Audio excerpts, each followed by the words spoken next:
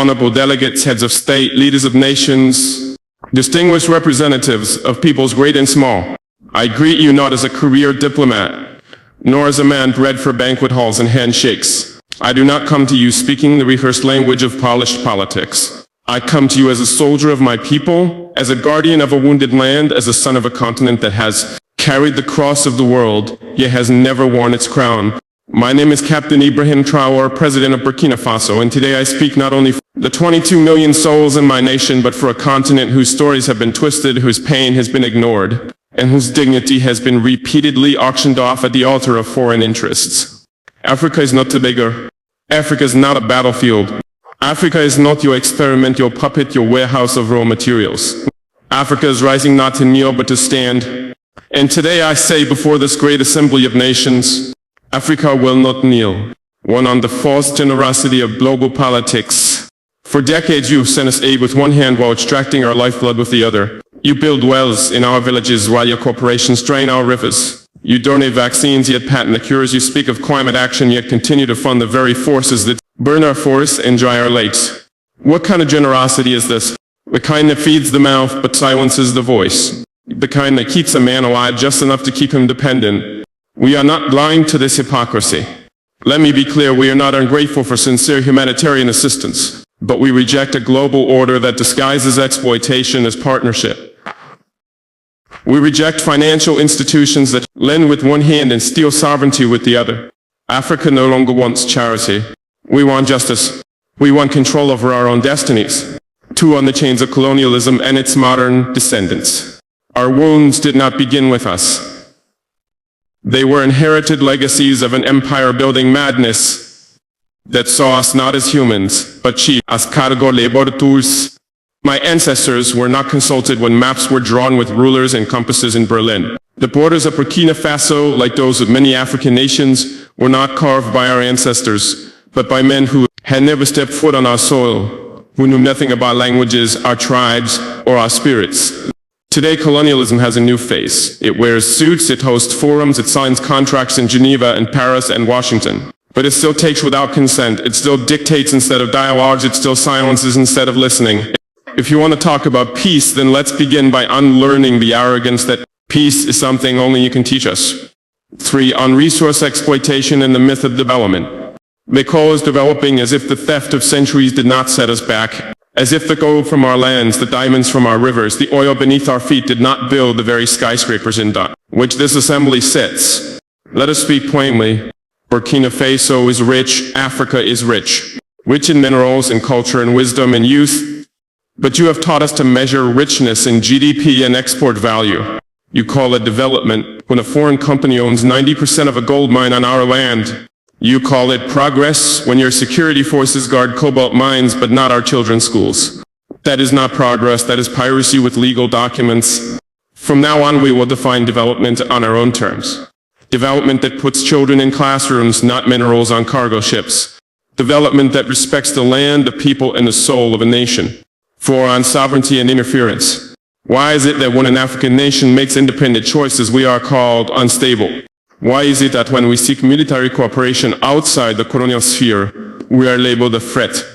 Burkina Faso has chosen to walk a path of sovereignty that is not a threat to peace. It is a declaration of adulthood. We are no longer under your guardianship. We are no longer your junior partners in diplomacy. We are a free people. If a nation chooses partners that respect it rather than exploit it, that is not rebellion.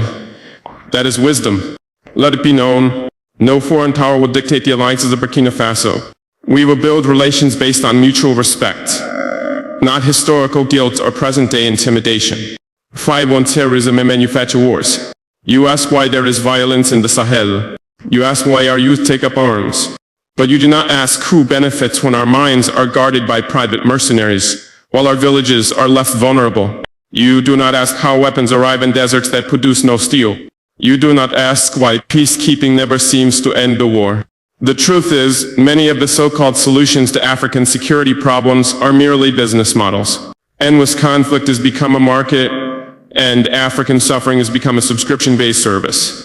Burkina Faso has decided to break that cycle. We will fight terror, but not with dependency. We will secure our nation not with foreign dictates, but with national dignity. 6. On migration and human dignity. We do not want our youth drowning in the Mediterranean. We do not want our brightest minds fleeing the countries that once called us savages. We do not want remittances. We want reasons for our people to stay. Why do our youth flee? Not because we lack beauty, but because we are made to lack opportunity. Not because we hate our land, but because our land is treated as someone else's property. Migration is not a crisis, it is a symptom of wars we did not start, of loans we did not need, of a world order that tells our youth their only value lies outside their own homes. The solution is not border fences. The solution is justice for 7 on Africa's place in the world. Africa is not a mistake to be fixed. Africa is not a failed continent. Africa is the womb of the world, the cradle of civilization, the keeper of tomorrow's hope. We have been made invisible in global decisions that affect us deeply. At the UN Security Council, Africa with 54 sovereign nations has no permanent seat. What justice is this? You call it balance? We call it betrayal. You speak of democracy, yet uphold a global structure where the powerful few veto the dreams of the many. We will no longer whisper in rooms where we deserve to speak with full voice. 8 on faith and spiritual dignity.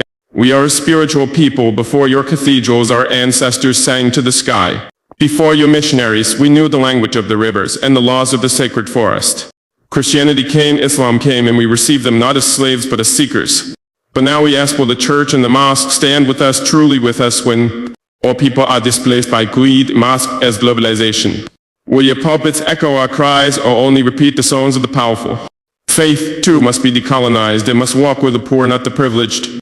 9 on unity among African nations. This is not a speech from one country. This is the stirring of a continent. You see Mali, Niger, and Burkina Faso forming a new bond. You fear our unity. Why? Because it threatens the myth that Africa can only rise under your supervision. We are uniting not to wage war, but to wage dignity. To pool our courage, to share strength. To protect each other when the world turns its back. Pan-Africanism is not a dream. It is our lifeline. And we will build it stone by stone, heart by heart, with or without your approval. 10 to the youth of Africa. To the young boy selling oranges by the roadside. To the girl who walks 10 kilometers to attend school. To the child whose only toy is a stone but who dreams of stars. You are the reason we fight. Do not believe the lie that your continent is cursed. You are the blessing. Do not envy foreign passports. Be proud of your name, your land, your roots. The world may not applaud you now, but the future will speak your name in honor. 11 final words we will not kneel.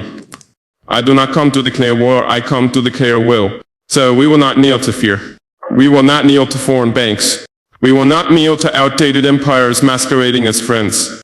Africa is not asking for a seat at your table. We are building our own a table where no child eats last.